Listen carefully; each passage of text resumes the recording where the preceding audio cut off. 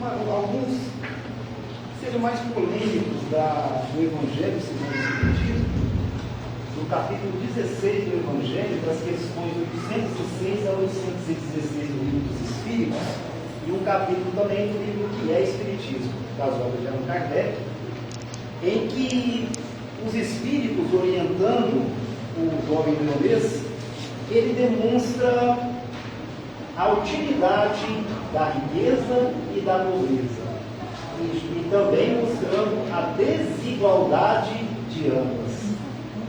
Por que será que muitas das pessoas, algumas têm imensas riquezas, muitas das vezes sem merecê-las, enquanto os outros estão na mais absoluta miséria, às vezes de não ter um lar, de não ter um colchão, ou de não ter um alimento? Nós vamos tentar entender, traçando esses princípios, através das parábolas de Jesus. Jesus, em Lucas, em Mateus 19, e em João, também fala dessas parábolas, a parábola do mal-rico, a parábola dos talentos e a parábola do jovem avarento. E ele diz o seguinte, que havia, descendo ele de Jericó, na estrada, havia ali um jovem imenso, com uma riqueza imensa, que se chamava Zaqueu. E este, ao saber que Jesus ali vinha, ficou afoito, pois não o conhecia. E como vendo aquela multidão que se aglomerava em torno de Jesus, ele falou, como eu vou conhecê-lo? Então ele pensou assim, eu vou subir ao pé de uma árvore, ao pé de um sicômoro, que é uma árvore alta, frondosa, típica daquelas províncias do Oriente Médio. Eu vou subir na árvore e vou gritar para ele me ver, e só assim ele vai conseguir me ver. E ele correu, apavorado, correu lá antes que a multidão ali se aglomerasse, subiu ao pé do sicômoro e ali ficou durante alguns minutos. E Jesus ali passando, e olha, veja bem, Zaqueu não conhecia Jesus. Os evangelhos são claros com relação a isso. Não conhecia. Só conhecia a sua fama. E ele queria muito conhecer. E era um homem imensamente rico, chefe dos publicanos, que eram aqueles que eram os cobradores de impostos para os romanos. Então estava-se entre os povos, ou entre as classes mais bem-sucedidas de Israel, e também uma das classes mais mal afamadas, por serem coletores de impostos, por estarem, entre aspas, do lado de Roma, que até aquele momento explorava, e muito os impostos dos judeus. Então, o publicano, ele era uma criatura, ele era uma pessoa que não tinha bons olhos. Os judeus não tinham bons olhos com ele. E Jesus ali passando fala assim, Zaqueu, por que está em cima? E ele se surpreende. Aí ele fala assim, desce já e sem demora. Ou seja, a árvore é muito alta para ele. Por desce já e sem demora, pois vou me hospedar hoje em sua casa. Ou seja, Jesus se convida, pois conhecia o íntimo de cada ser humano, e conhecia também aquele homem que às vezes muito mal afamado, chamado Zaqueu, por ser cobrador de impostos, mas conhecia o seu coração. O Zaqueu, não se demore, desce já daí, que eu estou indo para sua casa. Eu estou indo para sua casa. Como é que eu vou fazer com você? Você tem que me receber. E ele, já no teu lar, ele se ajoelha perante Jesus e fala assim, mestre, vou pegar metade da minha riqueza e dar aos pobres. E se eu prejudiquei alguém nessa vida, eu vou restituí-lo por 4. Então Jesus sabia que aquele homem, apesar da baixa estatura, era um espírito muito nobre.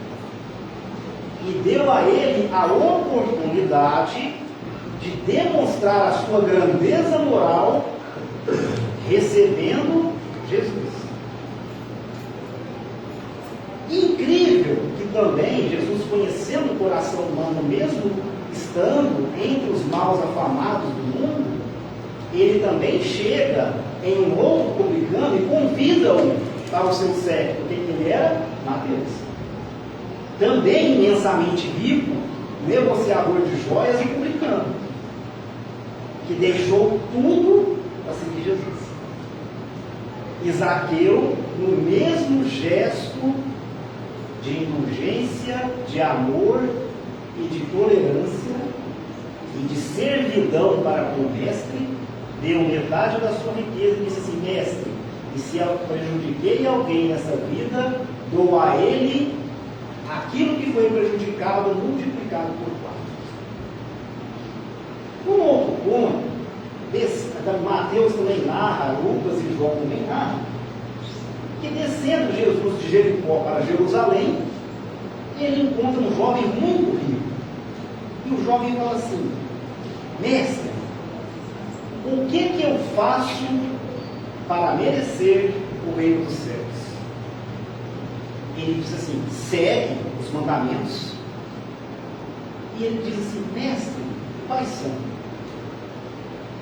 Amarás a Senhor teu Deus sobre todas as coisas, e o próximo como ti mesmo. Não matarás, não furtarás, e não julgarás em falso testemunho. Ele fala: mestre, mas todas as leis eu guardo todas as leis. O que eu faço então para ser perfeito? Olha a pergunta. O que eu faço para merecer o reino dos céus? Primeiro pergunta. Sinceros, e ele diz logo em seguida: mestre, o que eu faço para ser perfeito? E ele fala o seguinte: vai, vende todos os seus bens e me segue. Esse rapaz recua. Ele recua porque ele não imaginava do mestre tamanha prova. Ele fala assim: poxa, mas eu guardo todos os 10 mandamentos, né, vindos de Moisés. Eu guardo o sábado, eu não cometo adultério, eu não coloco falsos testemunhos sobre ninguém, eu não furto, né? Então, e de repente ele falou assim: o que eu faço para ser perfeito? Aí Jesus testa ele. Mas meu filho, vai, vende todos os seus bens e me segue. Aquele jovem desiste então naquela ocasião, vira as costas e vai embora entristecido. Nesse momento, Jesus fala assim: pois é mais fácil um camelo passar por um buraco de uma agulha do que um rico entrar no reino dos céus. E quando nós entramos no capítulo 16 do Evangelho, em que Jesus nos remete essas lindas parábolas e outras parábolas também, vamos pegar como exemplo essas duas, a gente vê a questão da riqueza. É ela um obstáculo para a evolução da humanidade? Qual a origem das desigualdades sociais e qual que é a função da riqueza e da miséria no nosso mundo? Iniciando logo no capítulo A Desigualdade das Riquezas, os Espíritos nos atentam por uma coisa assim, para o seguinte: se nós tentarmos resolver as questões de desigualdade nesse mundo somente por essa vida, nós estamos começando totalmente errados, no nível de compreendermos aquilo que nos aflige. Por quê? Porque a riqueza e a miséria são provas e expiações concedidas aos homens, àquele que está passando pelo processo reencarnatório, a fim de que ele seja testado e que ele expie o mal e fez em outras vidas. Então, para nós nos remetermos à nossa vivência cotidiana, vamos pensar a seguinte pausa sobre a nossa vida atual. Nós diremos o seguinte: o que nós vivenciamos hoje está bom para nós? O que a gente vive hoje, do ponto de vista da matéria, em seus mais diversos prismas, está bom para a gente? Eu garanto que muitas das vezes não.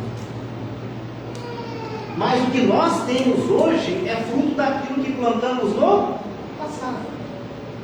Nós só somos fruto daquilo que construímos, de felicidade e de infelicidade. Mas aonde entra a riqueza e aonde entra a miséria? Porque a riqueza, ela não é fruto de uma evolução moral. Haja vista muitas pessoas imensamente ricas e imensamente frívolas com relação às questões morais de si mesmo. Outras pessoas, caídas na miséria, são tão orgulhosos quanto aqueles que recolhem as moedas. Então a riqueza ou a miséria não é baliza para conseguirmos entender quem é bom e quem é mau neste mundo. Existem algumas correntes filosóficas e religiosas, isso é um crime do ponto de vista da filosofia cristã, que diz o seguinte: eu não procuro ajudar as pessoas que estão caídas na miséria, porque ela merece passar por aquilo. Sim! Mas cadê a misericórdia humana? Onde está a misericórdia e a empatia que Cristo tem nos ensinado? Cadê a parábola em que ele nos ensina a multiplicação dos pães àqueles que tinham fome?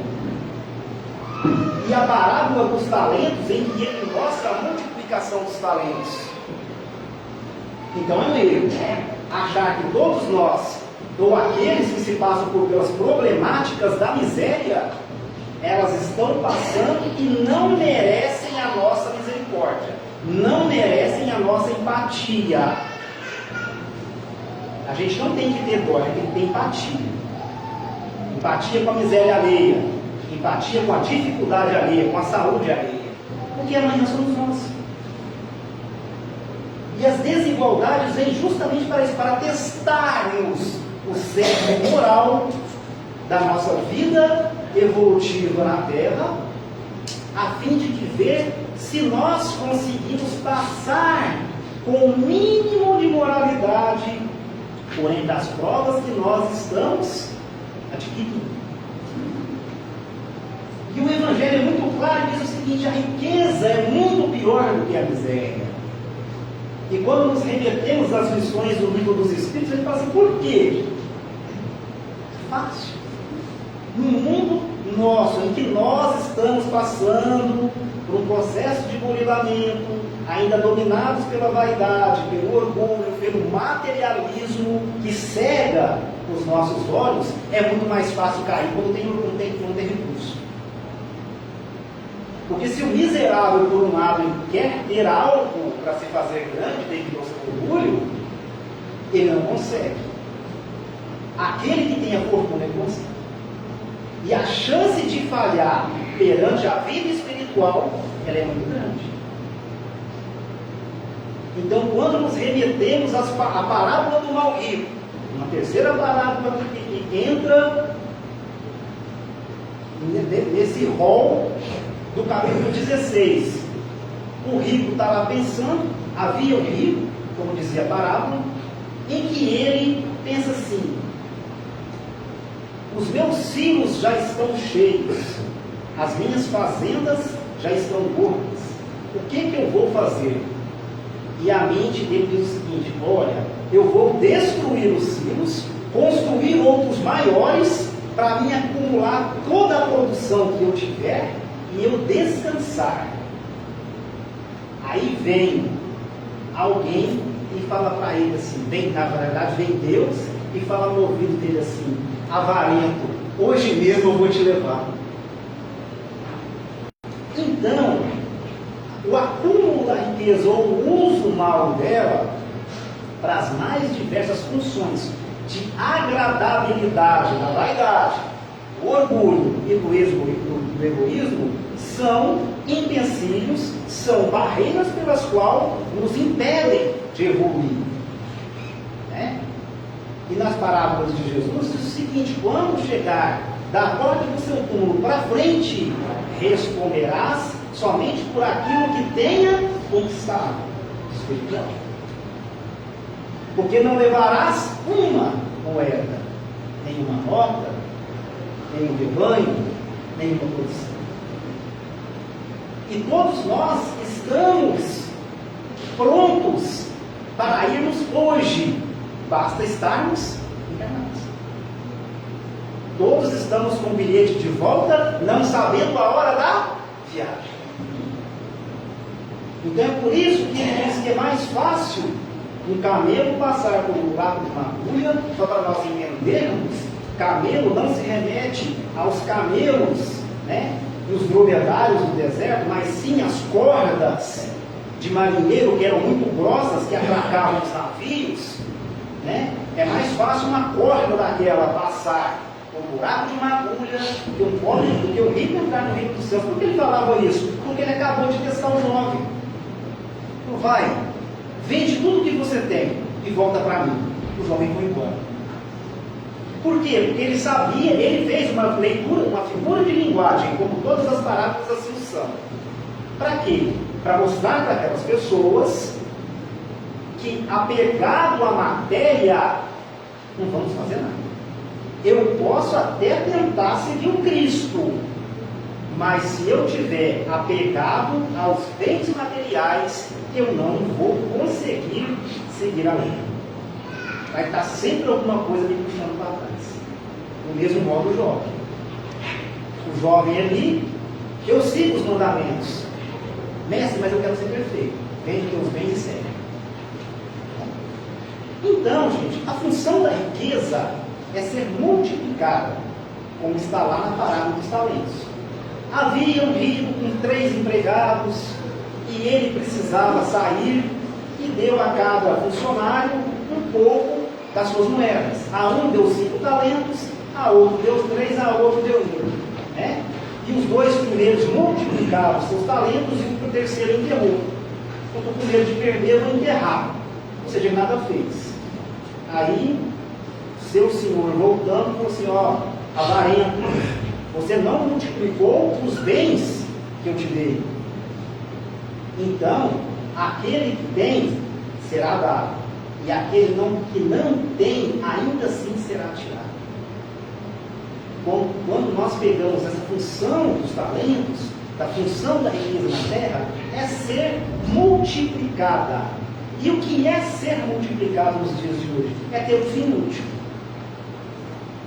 É ter um fim útil, primeiramente, para você, para a sua família, que não é pecado ter os recursos materiais. Não é errado. Né? Nunca foi errado. Senão ninguém nasceria com um recurso e outro não. O problema do ser humano é como utiliza recurso. O problema é que o recurso, quando ele é utilizado o quê? Para pisar em alguém? Para servir de orgulho? Para esquecer da parte espiritual? Que nós, quando saciados da questão material da nossa vida, nós esquecemos o mundo material. Quer ver um exemplo? Quando a gente tem saúde, raramente a gente lembra dela. A gente lembra dela quando perde, quando fica doente. Aí nós lembramos. Nós lembramos dos familiares quando eles estão distantes, debaixo do nosso teto, às vezes é só briga. Nós lembramos da função da riqueza e do recurso quando bem utilizado, quando muitas das vezes nós fizemos imensas besteiras, comprando supérfluo demais, utilizando por coisas que às vezes nada tem a ver com a vida da gente e não dando um fim útil. Pois muitos às vezes conseguem comprar coisas caríssimas, mas quando às vezes ajudar alguém, não tem 10 reais. Então essa é a função da riqueza que Jesus vem mostrar. É o desapego aos bens materiais. Não se pode seguir Deus e a mamão. É impossível você conseguir conciliar todas as leis espirituais e as materiais juntos. Mas parte do princípio de que nós somos criaturas transitórias desse mundo. Os bens que nós possuímos, pouco ou muito, são empréstimos que Jesus nos faz, a fim de que atravessamos breves 60, 70, 50 anos e daqui partimos. Que até os mais enfeitados caixões ali apodrecem e ficam junto com o corpo. E o que vai? O espírito. Só que a chegada da porta espiritual, Jesus vai dizer para nós assim: o que foi feito dos bens que eu te dei, que eu te utilizei? O que foi feito? Foi bem utilizado? Ótimo. Foi multiplicado de forma que as pessoas que ali conviviam com você tinham um mínimo? Ótimo. Não? Aí nós temos. E na maioria das vezes, é por isso que os Espíritos falam assim: se nós tentarmos ver as desigualdades sociais pelo prisma de uma só encarnação, a gente não vai compreender. Mas se nós vermos pelas mais diversas encarnações que nós temos, aí a gente começa a compreender as coisas.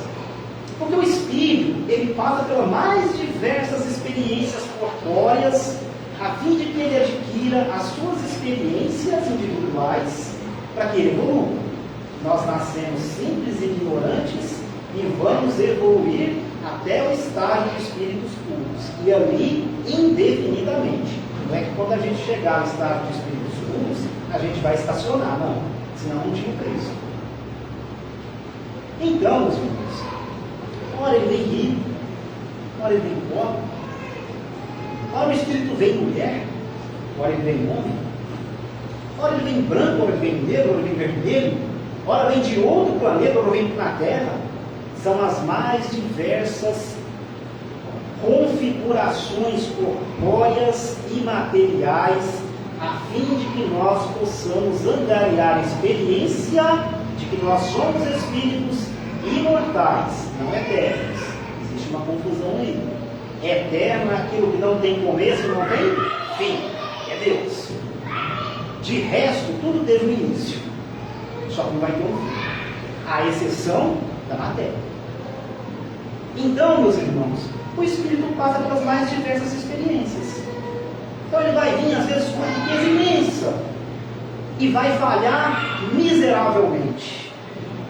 E quando ele falha, na próxima encarnação ele vem como miserável.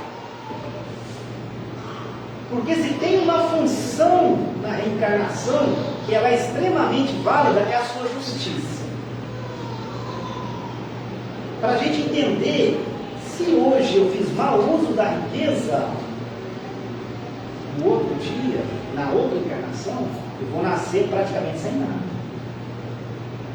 Se hoje eu faço mau uso do que quer que for, se eu faço mau uso da saúde, na próxima encarnação eu venho totalmente débil. E assim vai. E assim vai.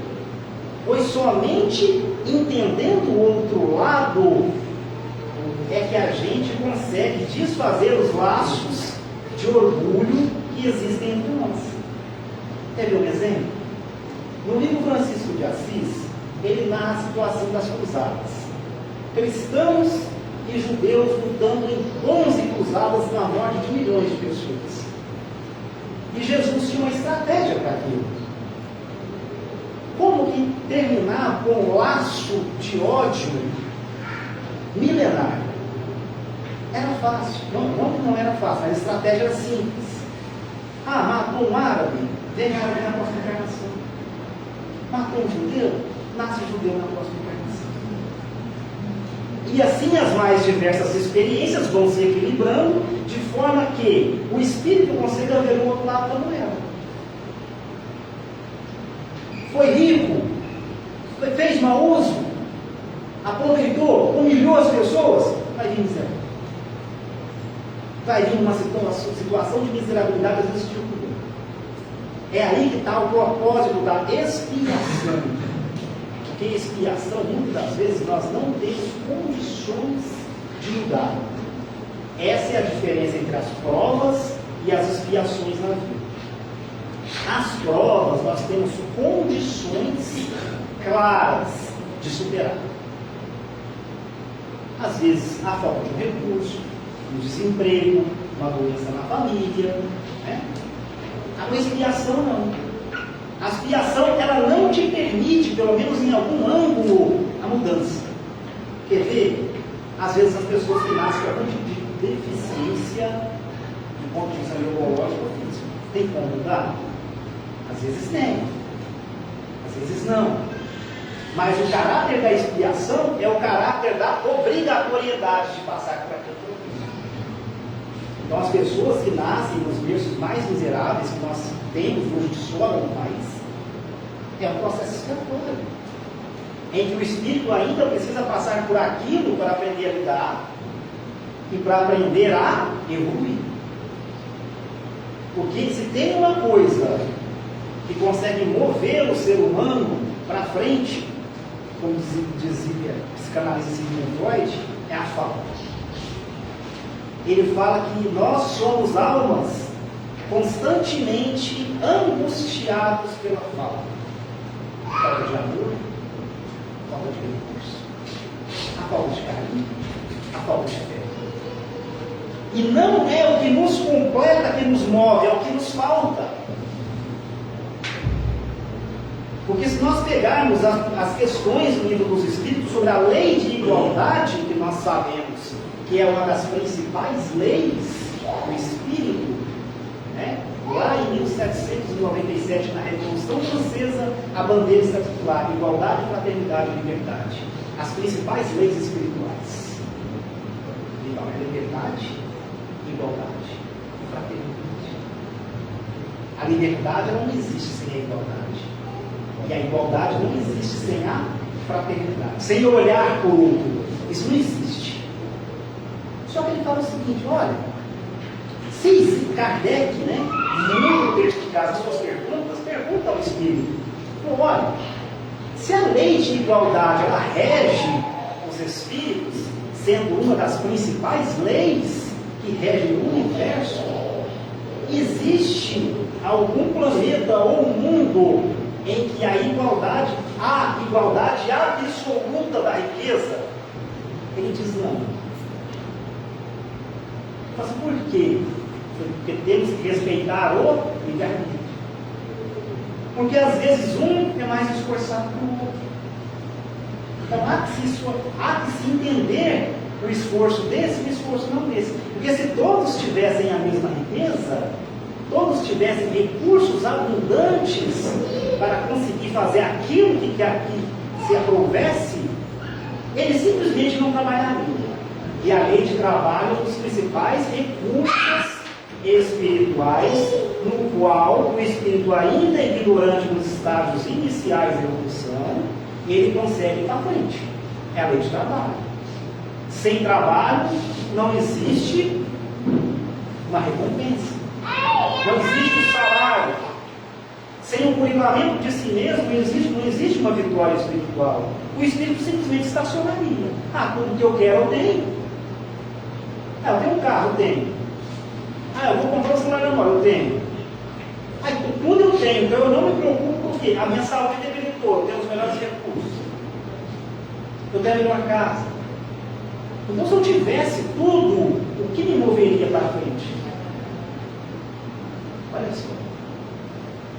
Tanto que os espíritos foram inteligentes a essa pergunta de Allan Kardec.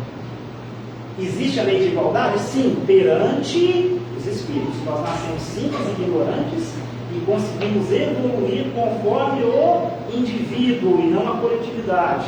Embora a coletividade também avance, é o indivíduo que evolui. Como dizia Emmanuel, quando você chegar lá na frente, responderá unicamente o sim. Então, meus amigos, a riqueza ela tem uma estratégia, sim, que é a sua multiplicação e a sua função no mundo material. E a miséria também tem as suas experiências do ponto de vista da prova e da expiação.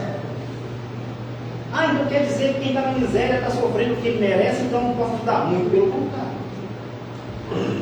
Jesus nos ensinou as leis, mas nos ensinou também o quê? Misericórdia divina.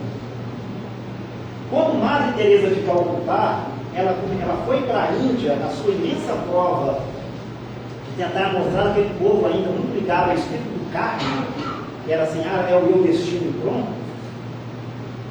Ela buscou fazê-los entender que na visão védica, o karma, o destino, ele falou o seguinte: olha, é meu destino, então eu me conformo com ele.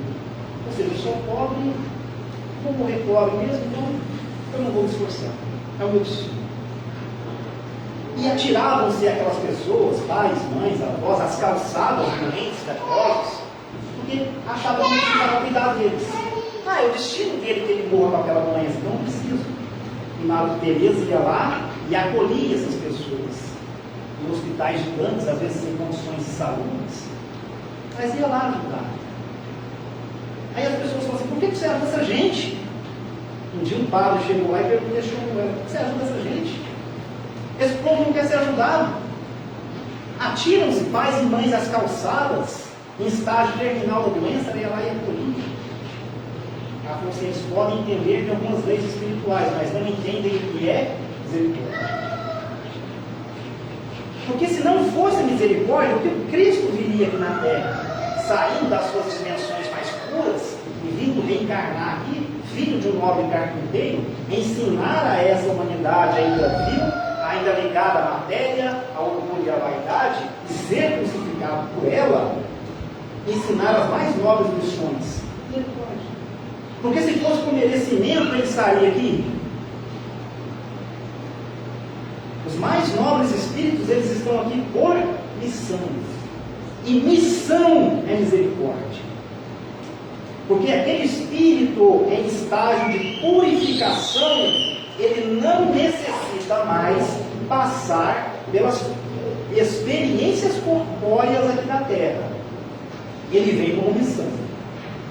E assim foi Madre Teresa, assim foi São Francisco de Assis, assim foi todos os discípulos de Jesus, estando no mesmo eixo religioso ou não. Todos devem ensinar 3 palavrinhas: perdão, primeira coisa, amor, e isso em qualquer religião, seja ela budista, maoísta, islamista, judaica, a que for. Até as mais primitivas indígenas que nós temos no interior ainda, que nós nem conhecemos. A primeira coisa que vai ensinar é amor, é espírito de sobrevivência. Que existe um pai, existe uma criação, para criar amor pela sua criatura. Segundo ponto, perdão. Sem o perdão não funciona. Sem o perdão estaríamos mergulhados em guerras praticidas que não conseguiríamos evoluir até hoje. Nação contra nação, família contra família. E por outro lado, a misericórdia. E a prova mais singela disso é a parábola do bom samaritano, em que uma criatura lhe jogada na calçada, cheio de lepras, cheio de feridas, porque os assaltantes tomaram, bateram nele e o assaltaram. E de repente ele vai lá, um bom samaritano, recolhe ele e dá a ele tudo o que ele necessita, enquanto que todos os religiosos por ali passaram e nada fizeram. Então a religião por si, enquanto instituição, ela não é eixo da humanidade. O que é eixo da humanidade é exemplo. É exemplo daquilo que nós temos, daqueles que trouxeram a religiosidade. E a função da matéria, ela tem uma função específica. Aquele que tem, dá seu corpo. E muitas das vezes as pessoas falam assim: mas eu não tenho nada. Mas é do nada que a gente tira muita coisa. Porque a verdadeira caridade, quando Bezerra de Menezes e tantos outros reforçam a palavra descrita no Evangelho, que fora da caridade não há salvação, que é um dos principais capítulos do Evangelho, o que ele quer dizer? Não é o que dá o que está te sobrando, é o dar o que você tem. Porque dar o que te sobra é muito fácil. É muito fácil pegar uma calça que não é usada mais no guarda-roupa e doar. Você não está usando, não faz diferença. Agora pega seu tempo e vai auxiliar. Aí sim você está tirando daquilo que você tem. Você está tirando do seu coração. Está tirando do seu tempo.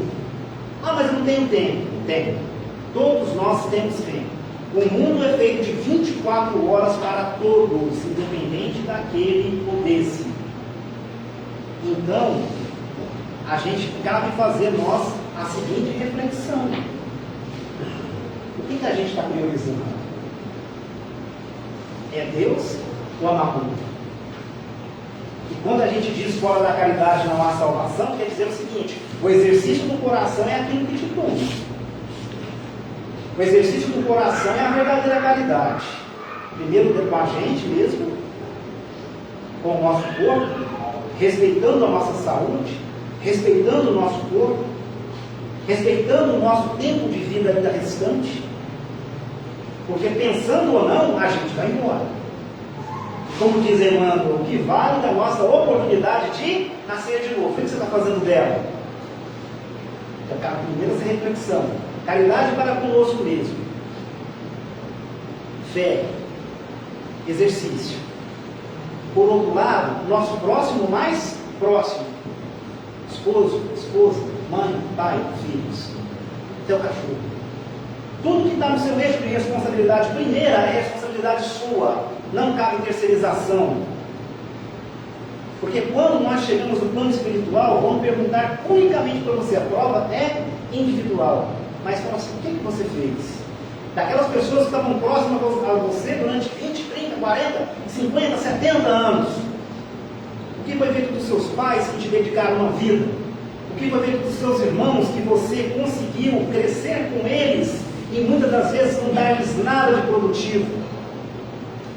O que foi feito dos seus filhos que foi colocado no teu seio e muitas das vezes nós ignoramos? Nós pais, mães, irmãos, o eixo familiar é o primeiro. Caridade, primeiramente, conosco, com a nossa fé, com aqueles que nos servem. Porque se a gente não cuidar da gente, não tem como a gente cuidar do outro. É o primeiro fato. Não é orgulho, é cuidar. Se a gente não cuidar da nossa saúde, como é que eu vou cuidar da minha mãe e do meu pai, que às vezes vai ficar velhinho? De repente eu chego a uma idade mais doente que eles. Se eu desgastar a minha saúde com coisas que não prestam, né? Com vícios. Então, cabe a primeira reflexão. O segundo é a nossa comunidade, ambiente de trabalho, a nossa casa religiosa, onde a gente se envolve. Porque o nosso principal defeito é enxergar que, é problema dele. Mentira, é problema seu também. A partir do momento que você viu e percebeu, também é problema seu. Porque já diz também no livro dos Espíritos, enquanto a humanidade não evoluir por igual, segundo a lei de igualdade, pelo menos atingindo patamares aceitáveis, saindo do mundo de provas e expiações para o mundo de regeneração, nenhum de nós vai ser feliz nessa terra. Não plenamente. Como eu, com a minha riqueza, com o meu carro novo, vou ser plenamente feliz se as pessoas morrem na calçada? Bonito, não é uma coisa dessa. É só passar na porta da rodoviária. Mas ele está ali porque quer. Mas entenda, essas pessoas muitas das vezes são jogadas na invisibilidade. Porque se ela estiver jogada na calçada, 10 pessoas passaram por ela, nenhuma vai perguntar o que ela está sentindo. Se ela tomou um tiro ou teve um infarto, ninguém vai saber. Isso se chama invisibilidade. E a invisibilidade social, ela só é produzida pelo nosso orgulho. Porque se uma pessoa estiver passando mal na rua, muitas vezes a gente fala assim, não é problema meu. A gente vê um acidente de trânsito, uma pessoa jogada no chão, eu estou com pressa. Então, não é curiosidade, é saber do outro, é interessar-se pelo outro, é exercer o seu coração. Fora da caridade não há salvação. Então é por isso que a riqueza ela tem uma função, multiplicar, fazer o bem, dar o bem-estar aos seus funcionários, aos seus empregados, à sua família. E a miséria, por outro lado, também tem as suas provações. Porque se a pessoa está caída no chão e tem algum problema, com certeza ela passou por problemas que nós nem imaginamos que aconteceram com ela. Então cabe a nós o exercício da misericórdia para entendermos as provações humanas, sabendo que provações humanas não são só no eixo da miséria, mas também no eixo da riqueza. Porque se nós pegarmos as estatísticas de suicídio, grande parte delas serão de pessoas de classe média, classe média. São pessoas que muitas vezes tiveram tudo na vida, só que chega um momento que o materialismo ele não consegue satisfazer as necessidades do espírito. O espírito passa a ver aquilo como um problema, não consegue equacionar, porque a matéria não equaciona para ele os problemas espirituais, somente a fé e o exercício da espiritualidade vai equacionar os problemas do espírito, e muitas das vezes não crendo na imortalidade da alma, ele entende que ele cessando a vida, cessam-se os problemas. E muito pelo contrário, os problemas só tendem a piorar. Então, meus irmãos, as provas e as expiações humanas, ela tem duas dimensões muito grandes. Uma no excesso, a outra na falta. E às vezes o excesso é pior. Porque no excesso é quando a gente consegue adquirir as ilusões do mundo. E o mundo é comprado pelas matérias. Por isso que o Cristo disse que não pode servir a Deus, senão que também é mamão. Né? Então, Jesus, mais uma vez, naquela parábola em que os fariseus apresentam a moeda de César, querendo testar Jesus, diz a ele assim: Senhor, olha aqui, é uma moeda com rosto, são as moedas romanas dos impostos, que direis? Eles tentando testar Jesus. Jesus fala para ele assim: qual é o rosto que está aí na moeda? Ele fala assim: é o de César. Ele fala assim: então dá a César o que é de César, e a Deus o que é de Deus. Nós temos que ter equilíbrio, discernimento, para entender que as coisas de César são de César. As coisas do mundo espiritual ficam aqui. Você pode até usufruir, não há problema algum nisso, mas elas ficam aqui. Na hora que você partir, você não leva elas. O carro mais novo, a conta no banco, o apartamento. Ainda bem que as dívidas também não, né? Bom, por isso que. Então, gente, a provação do ser humano está em testar aquilo que ele tem, seja faltoso ou não. Então, é justo que o homem usufrua daquilo que eles têm, o que ele conquistou durante uma vida? Sim, é justo. Não é não ter o carro, é saber como usar o carro. Não é não ter a riqueza, é saber como usar a riqueza. Não é saber usar o recurso que nós dispomos. Até porque, se Deus pôs um recurso na sua mão, Ele quer que você use, como a parábola dos talentos. Naquele que Ele mais confiou, Ele deu um talento a mais. Né?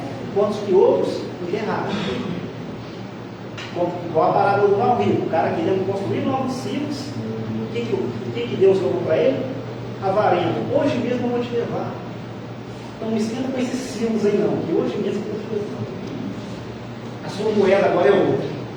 Então, meus irmãos, saber utilizar toda a riqueza que nós dispomos, a riqueza material, a riqueza da saúde, que tudo é bênção na nossa vida.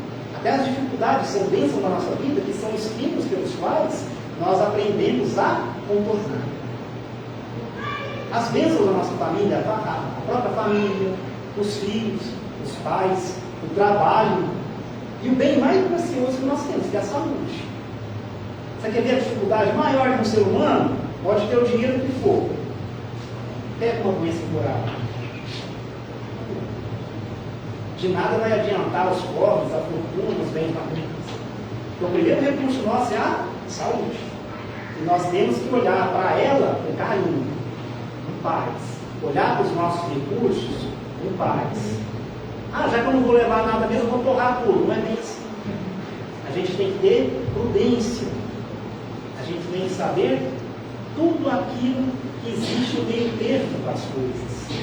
O meio termo, a prudência, a sabedoria é o que nos leva ao próximo estágio evolutivo. E não, já que eu não levo nada daqui mesmo, eu não vou adquirir nada, eu não vou fazer nada. Não, também não é assim. Porque se você for plantado aqui, é você frutificar aqui de alguma forma. E do outro lado, quando nós temos a questão da miséria, saber entender a situação do próximo, seja ele culpado ou não pela sua situação. Que Jesus nos abençoe hoje sim.